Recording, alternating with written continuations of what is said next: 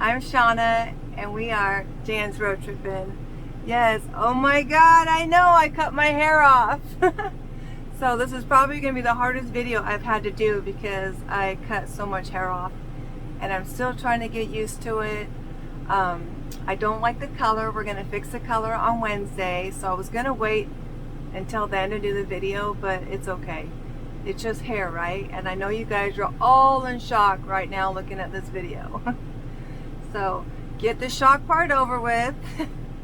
My hair's gone. I can't bring it back. But for health reasons, I didn't really have a choice anymore. So, and I'm getting used to it. I look different. It's hard to look in the mirror, but I like it. But it's easier to get up and just get going. I'm not wearing my arms out anymore and my skull. So, but okay, you guys over the shock now? So anyways, I hope everyone likes it though. And if you don't like it, you don't got to be mean and leave a comment. Just keep on scrolling, okay? So it's hard enough, you know, for a girl to cut all her hair off, let alone deal with mean comments and stuff. So anyway, so let's start by talking about my health today. So that's why Scott's not here on the video, because it's just about me and my health. And I think I should start by saying, why am I disabled anyways at my age? I actually became disabled in 2005. Yeah, in January 2005, I was working at a hospital and I was cleaning rooms every night. And a year before that, I had complained about shoulder pain from the mopping I was doing. So I actually switched positions and got another position at the hospital, but it was still very repetitive, and I kept asking for help to carry the laundry to the laundry room because I was actually loading it up in my car, which I know wasn't allowed, but that was the only way for me to get to the laundry room. So I was picking up 50-pound bags nightly, 8 or 10 of them nightly. So one night I picked up a bag and I felt something in my bicep muscle, my right arm, and that was it. I couldn't even pick it up. It was so bad. And at that time, my son Jaden was only 1 year old. So I reported the work injury. I did everything I was supposed to. I went to the doctors, but L&I doctors told me that working in pain was good, that I needed to continue my job, and that it would heal eventually. So what are you supposed to do? I didn't know anything about L&I. I was very naive about the entire situation. So I continued to work, and within 15 months I could no longer move my fingers at all like this. It was clear into my arm. My arm would just burn like it was on fire. It just got to the point where I wasn't able to drive with it anymore, so I almost became left-handed. And after all the doctor appointments I had to go through with L&I, they sent me to a Dr. Kaya Johansson for thoracic outlet syndrome. And I was diagnosed there with it. I was told that I needed surgery to remove my neck muscles. That's why I have a scar right here. To remove the neck muscles and remove part of the rib. I did not research the surgery, nor did I know how complicated it was or severe it could be. So, and I was told I would be 90% better. I agreed to the surgery, and I was laid up in a recliner for the first 18 days in excruciating pain. I started having muscle spasms in my neck. It was probably one of the worst surgeries I've ever had at that time. Then they sent me back to work 3 months later, just delivering newspapers to the patients. And I literally could not walk around. I was having so much pain in my right arm, and then it started going into my left arm. And I'm like, what is going on? So I wasn't able just to go for a walk without holding my arms up like this. And to this day, I have to hold my arms up to walk long distances because I can't let them fall down, because it becomes a really dull, painful ache. Whew, there's a lot to say. So I gotta try to remember everything, you guys, so bear with me. So I started complaining to the doctors begging for help. Dr. Kaya Johansson actually refused to see me. I started crying. I didn't know what was wrong with me. I went to the hospital where I work, asked for help to get to the best doctors. And at that time, they did feel really bad for me. So I started going to Spokane, Seattle.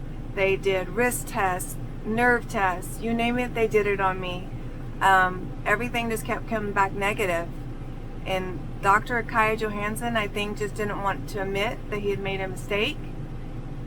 And I should have just switched jobs instead, and I might have been able to heal on my own with chiropractor care and massage, but I wasn't aware of that.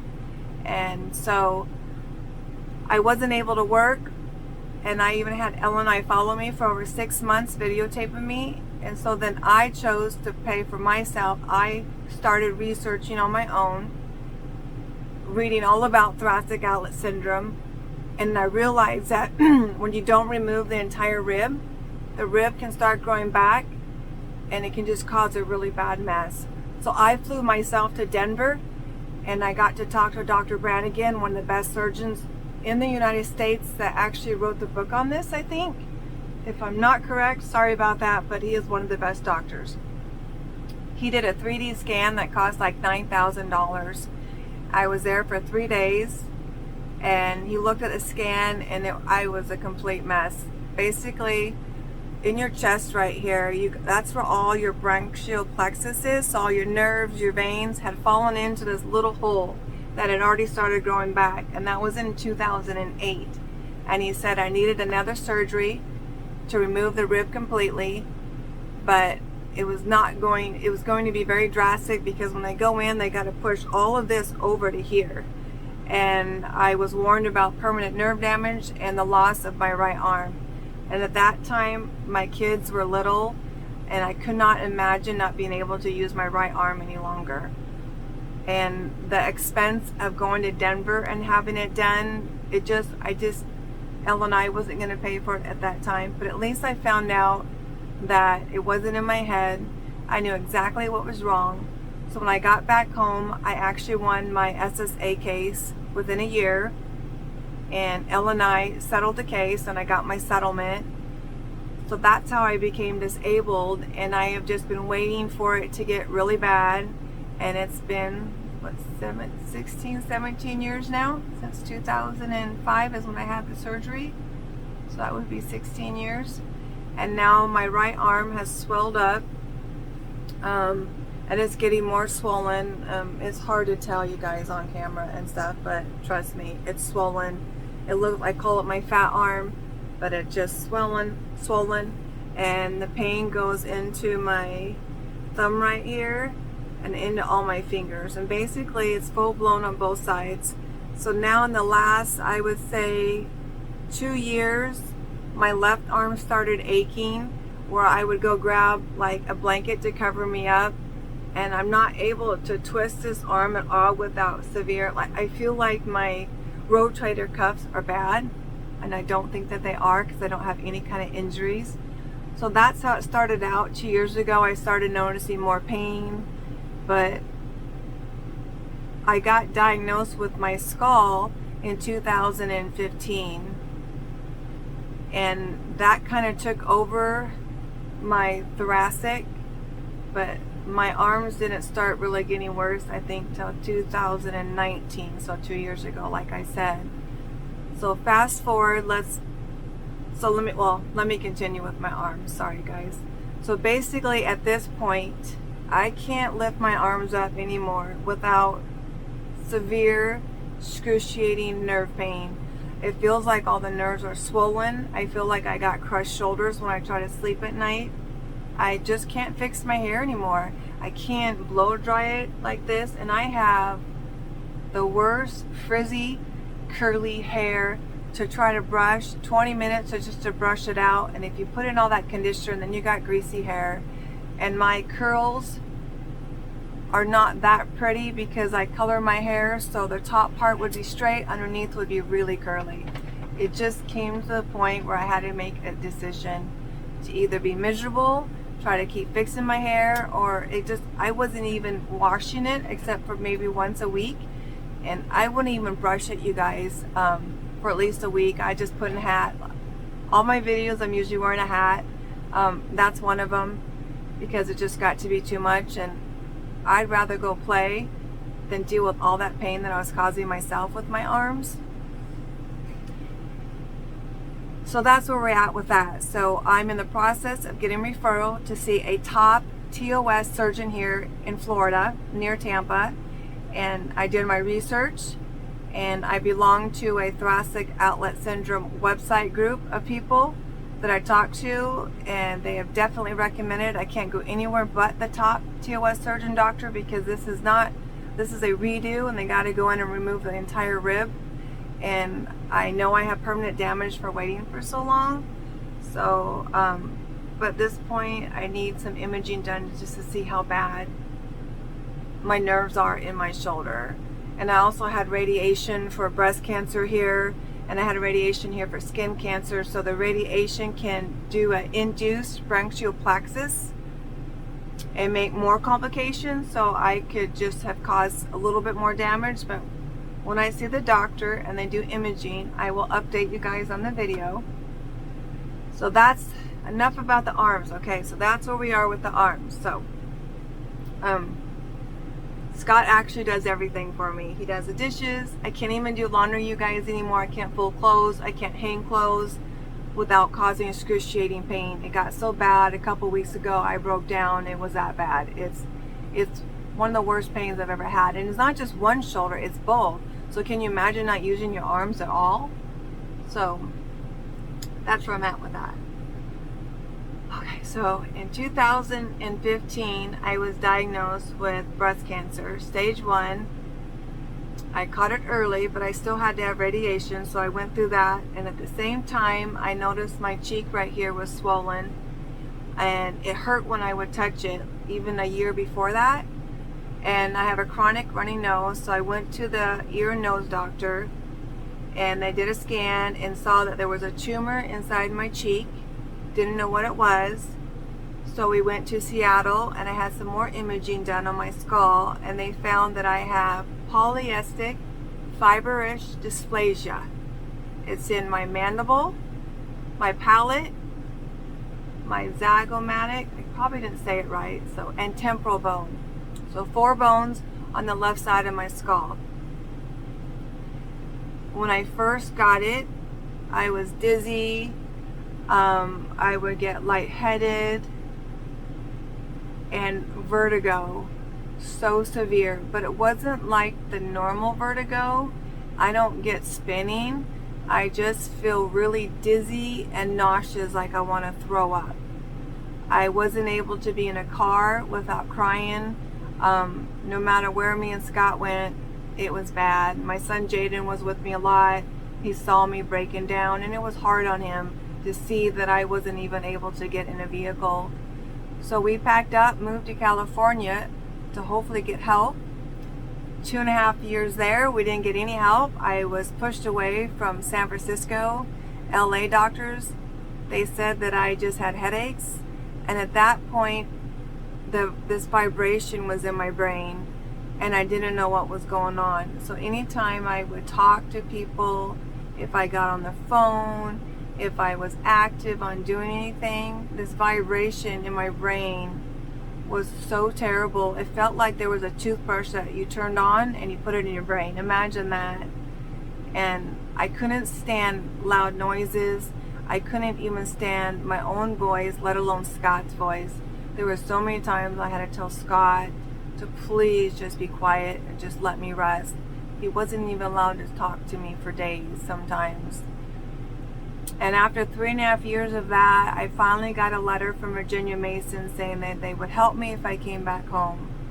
So we went back home. I got my appointment, and it was a plastic surgeon. And my nose, he did my nose, and he goes, I'll go in your cheek and see what's going on. So they cut me right here and went inside that. It took 2 years for this to heal. Oof, it's bad.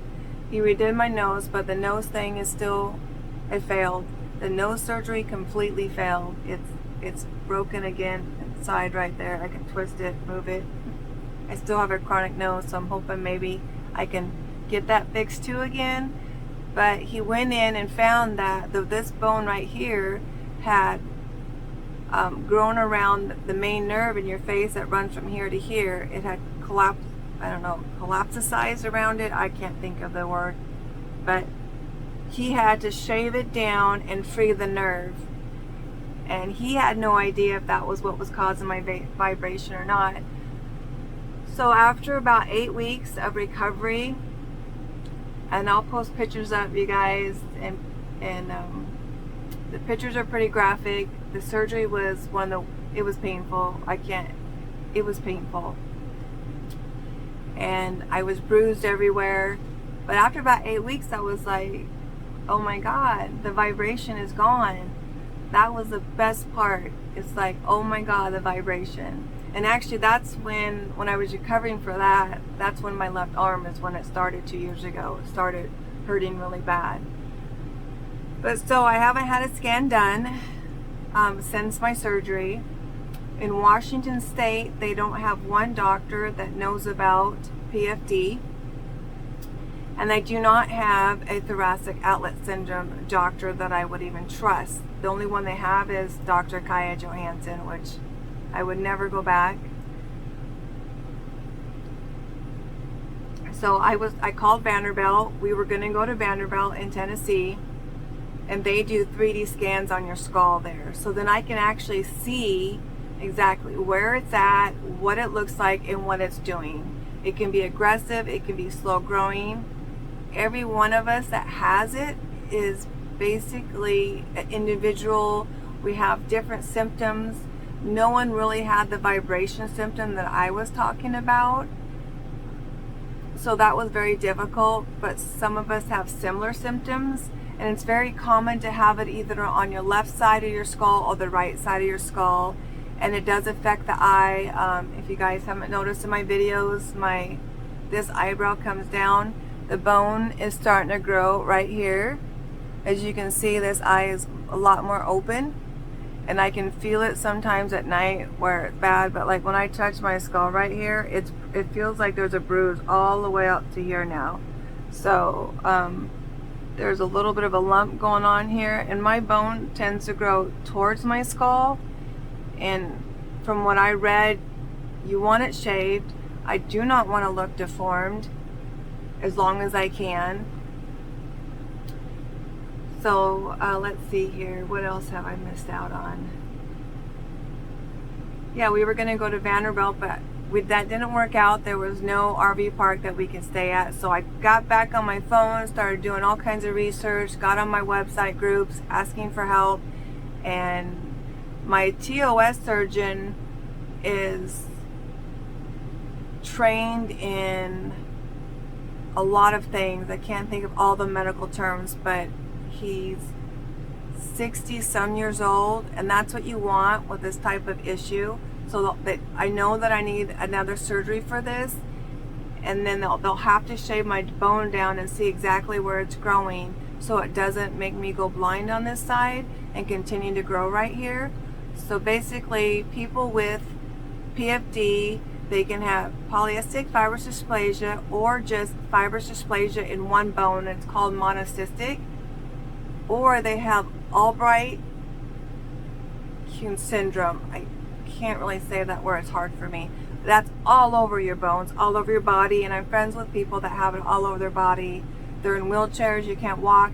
It basically makes your bones brittle, they can break. It causes extreme pain when they're growing. And right now, in the last 6 months, it's progressed to where there's days that I can't stand my own voice. It's just kind of a little bit annoying, and this is how it started last time. It's a different vibration this time, so there could be another nerve that's trapped. I'm thankful that I'm okay with Scott's voice, but like I can't be around a lot of noise at once sometimes. I get exhausted, I forget things easily, my memory is just bad. When you're in pain like this, to me it causes brain fog, because I have been in bed the longest 9 days straight with this. My pain meds just maybe take a little bit of the edge off, so basically I lay in bed and I turn on the heating pad, and that's all I can do for it. Some people ice it. I no icing for me. So I saw a pain doctor yesterday. And traveling with this, you guys too, and disabilities, it's so hard because I have to have my pain medication. So when we're in Washington, you can go 3 months without seeing your doctor. So when we left Washington State, we made sure that we were going to have to see a doctor in Arizona. So you have to make sure you get your insurance if you want to travel, like a PPO plan, so you can go anywhere.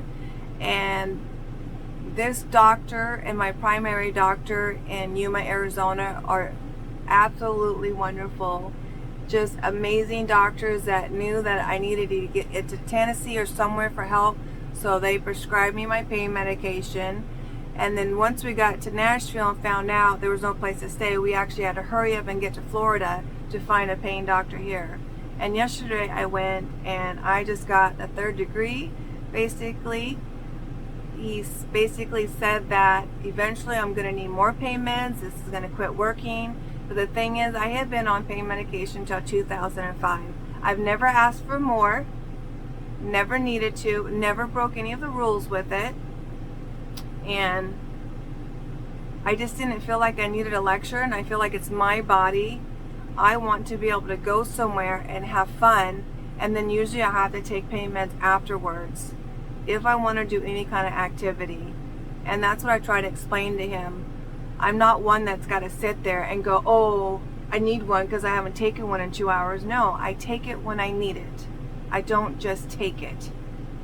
And I actually left crying yesterday because I just felt like at my age, at 48, I shouldn't have to explain over and over what I need. And I have documentation of my incurable bone disease and my thoracic outlet syndrome. And that's not the only thing I deal with. I also have a horrible back problem that I just manage with the back brace. When I clean the trailer, I put the back brace on. It just causes me to have chronic leg aching. If we go anywhere, or if I sit in the truck, I have to lean the seat back. So I'm not sitting straight up, I'm leaning. So I've learned to manage that. I don't want surgery on my back right now. These are my priorities, that skull and my shoulders. And yesterday was just a really hard day. And I don't know if it's because we were new. And then I found out Florida was the cause of all this pain, opioid, overprescribing doctors. But it's like I'm being punished for doctors that overprescribed or patients that were on the street selling them. That's how I felt yesterday. So when I go back in a month, I'm going to actually tell him how I feel.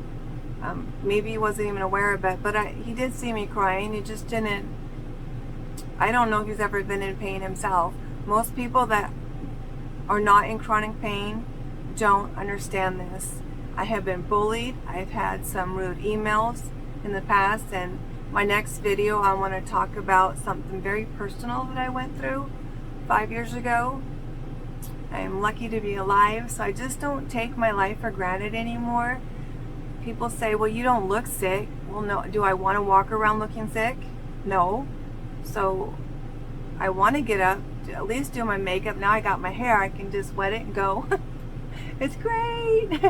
Just to get up and go and have it just easy. I'm not in as much pain with this haircut, but I don't want to spend 2 hours in the bathroom trying to straighten my hair and do all that. My skull disease is not curable, so I'm always going to have it. It's never going to go away, and I'm just learning to live my life this way and in pain. And I don't want sympathy. I don't want anyone feeling sorry for me, because I live a life that a lot of people wish they could, and I get to travel and do the things I get to do. I got to stay home with my kids most of the time, so that was a bonus. So you just have to look at your life. Yes, these are really bad things that I have to put up with, but in the other hand, I get to travel and see the country before I'm much older, so that's another plus. So just, if you're living in chronic pain, just think of the good out of it instead of always the bad. And no, don't get me wrong, there's been days that I just break down and cry because the pain is so bad. But thankful for Scott, he gets me through it. And Scott has a chronic back problem. He's got a cage and 12 bolts in his back. So he gets me. He gets the pain. He never questions me. I never have to explain to him or prove it to him. And that's the thing I love. I don't have to prove it to anyone because I know how I feel.